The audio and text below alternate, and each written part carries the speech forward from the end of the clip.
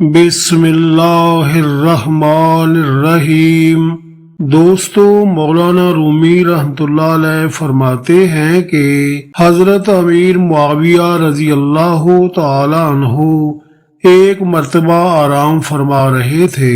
اچانک کسی نے آپ رضی اللہ تعالی عنہ کو بیدار کر دیا۔ حضرت امیر معاویہ رضی اللہ تعالی عنہ نے ادھر ادھر دیکھا تو انہیں کوئی شخص نظر نہ آیا۔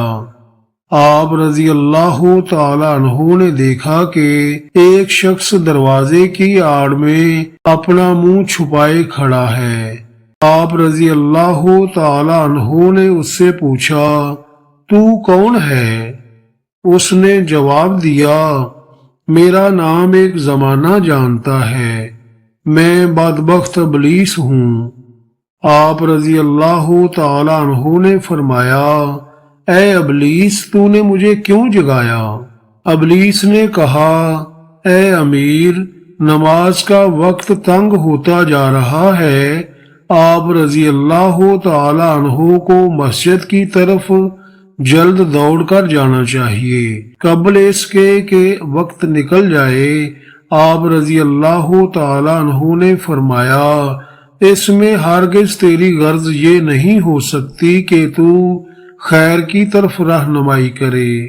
میرے گھر میں چور کی طرح گھس آیا ہے اور کہتا ہے کہ میں پاسبانی کرتا ہوں۔ بھلا میں چور کی بات پر کیسے یقین کر سکتا ہوں، اور تو میرا خیر خواہ کب ہو سکتا ہے؟ ابلیس نے کہا، ہم کبھی فرشتوں میں شامل رہے ہیں اور اطاعت کے راستے کو دل و جان سے طے کر چکے ہیں۔ سفر کرتے ہوئے کوئی خواہ کہیں بھی چلا جائے، وطن کی محبت اس کے دل سے کب جا سکتی ہے؟ ہم بھی اللہ تعالیٰ کے دریائے رحمت سے پانی پی چکے ہیں اور اس کی رضا کے باغ کی سیر کر چکے ہیں۔ کبھی ہم بھی اس کی درگاہ کے عاشق تھے۔ اگر اس کے دریائے کرم نے مجھ پر عطاب کیا تو پھر کیا ہوا؟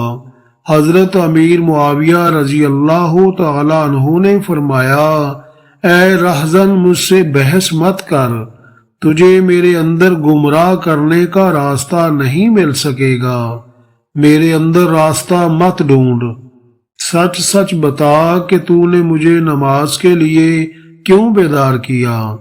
تیرا کام تو گمراہ کرنا ہے، اس خیر کی دعوت میں کیا راز ہے، جلد بتا۔ ابلیس نے کہا، بدگمان آدمی تو سچی بات کو بھی 100 دلیلوں کے باوجود تسلیم نہیں کرتا۔ میرا قصور صرف یہ ہے کہ ایک بدی کر بیٹھا اور دنیا میں بدنام ہو گیا۔ حضور، اصل بات یہ ہے کہ اگر آپ رضی اللہ تعالی عنہ کی نماز فوت ہو جاتی تو دنیا آپ رضی اللہ تعالی عنہ کی نگاہوں میں تاریک ہو جاتی۔ آپ شدید غم اور صدمے سے رو رو کر نڈھال ہو جاتے۔ آپ رضی اللہ تعالی عنہ کی آہوزاری دل کا سوز و گداز اور درد و نیاز 100 نمازوں کے ثواب سے بڑھ جاتا۔ آپ رضی اللہ تعالی عنہ کے قرب اعلیٰ کے خوف اور حسد نے مجھے آپ رضی اللہ تعالی عنہ کو بیدار کرنے کے لیے آمادہ کیا۔